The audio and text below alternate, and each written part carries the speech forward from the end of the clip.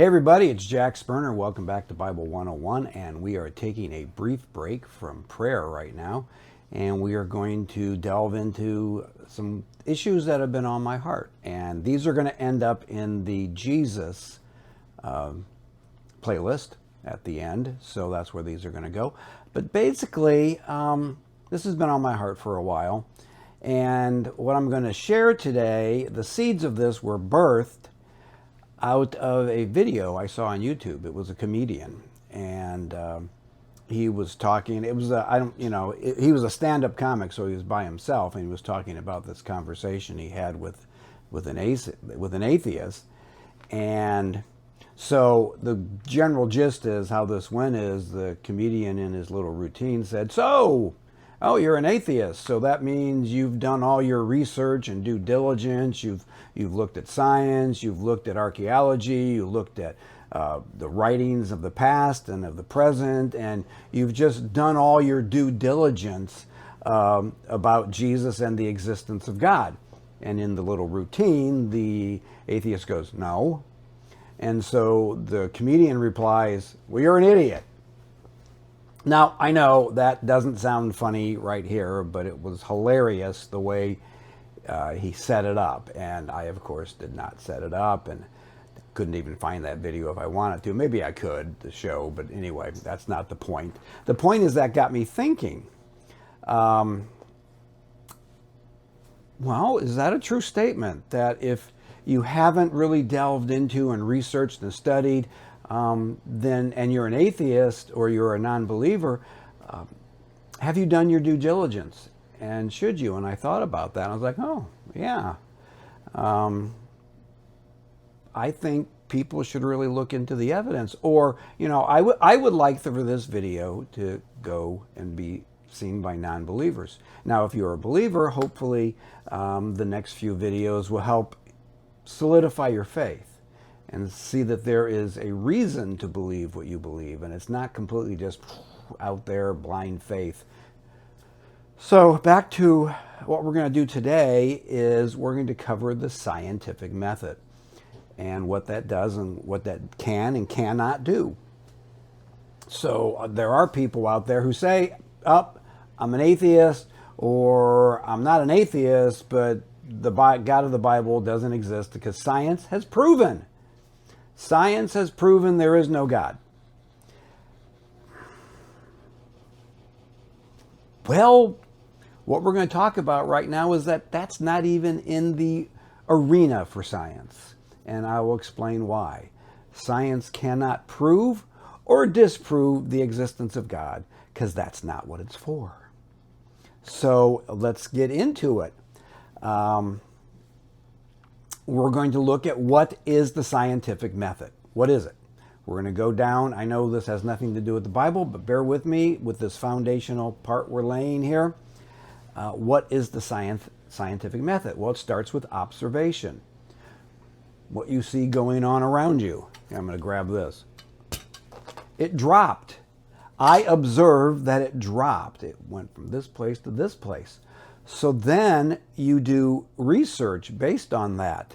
You see that scientific thing that happened, and then you research it, gathering information and data that you can about the topic. So you have observation, and then you have research, and then you come up with a hypothesis. And in this case, the hypothesis can be, hey, there might be this force of nature that causes everything to go down to the earth. So you come up with your hypothesis and you make it testable. It's like, oh, okay, I'm going to do this hypothesis and I'm going to test it to see what the results are. So then you do experimentation. So you have your observation, your research, your hypothesis, and then you actually do the experiment. And you do your experiment, you get the data, you write the data down, you figure out, all that's going on with that experiment, and then you analyze your data. So you look at the experiment, you analyze your data, and then you come to your conclusion, evaluating whether your evidence supports, the fact that there's gravity or not. And we know for a fact that gravity does exist. Every object is going to fall to the earth when it's let go. So that could be ascertained and studied by observation, research, hypothesis, experimentation, data analysis, and you reach your conclusion. Now, in the history of science, have they ever been wrong about their conclusions? Yes.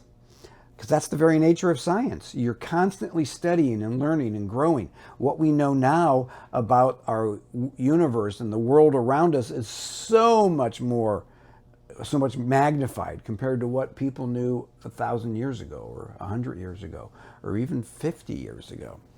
But everything that people think today, I'm going to make this bold statement, everything that people think today about science is not going to prove to be true in 100 or 200 years because it's a constant growing and learning process. So therein lies one problem, is if you put all your weight in science shows, well, science by nature is wrong. It's the very nature of science. It's a process of learning and growing and discovering. So let's go back to the supposition. Does that scientific method, has it proven that God does not exist? But it can't. Think about this. We live in a world of time, space, and matter. There's time. In fact, I'm making this video. With this video, I started filming at, say, 9, and I'm going to be finished, say, at 9:15. Time has passed. Space, I am within the confines of that space, and then there is the matter, which is behind me, and me, my glasses, are all matter. So everything that science looks at has to be held within the confines of time, space, and matter. Well, there's a problem. Anything outside of that, science is summarily not able to say anything about it because it is confined within the confines of the space that we live in. God, by definition, is outside of that.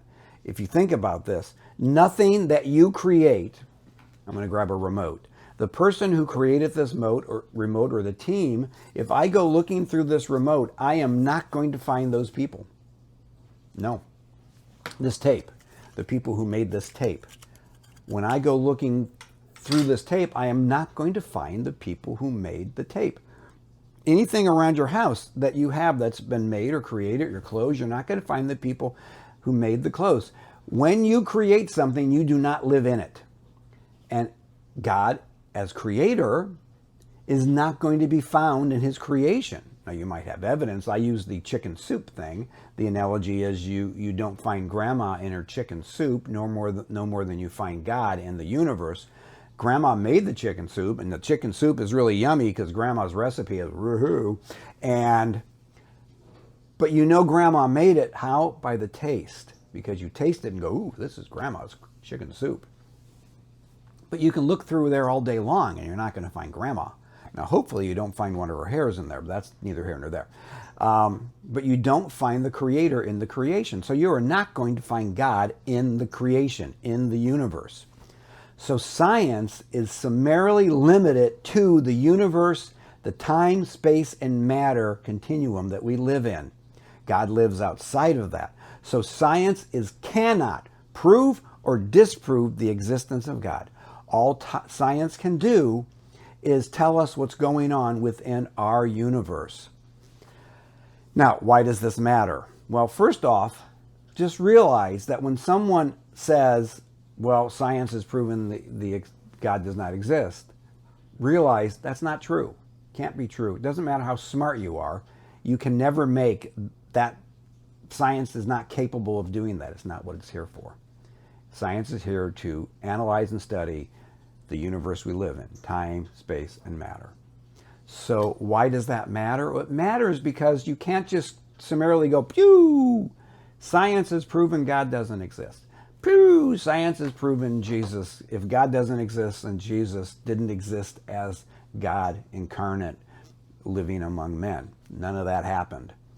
Well, you don't have that.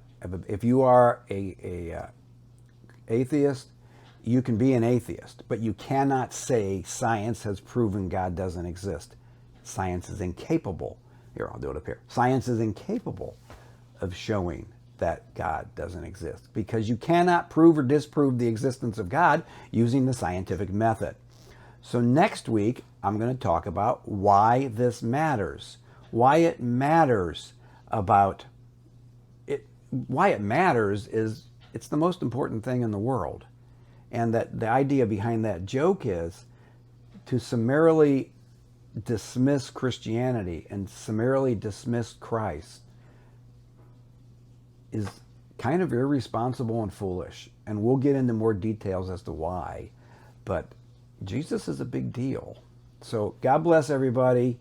I know I'm not a scientist, but that's been on my heart, and we're going to continue next week or so delving into this. And again, this will end up being on the Jesus playlist. God bless everybody. See you next week. Bye.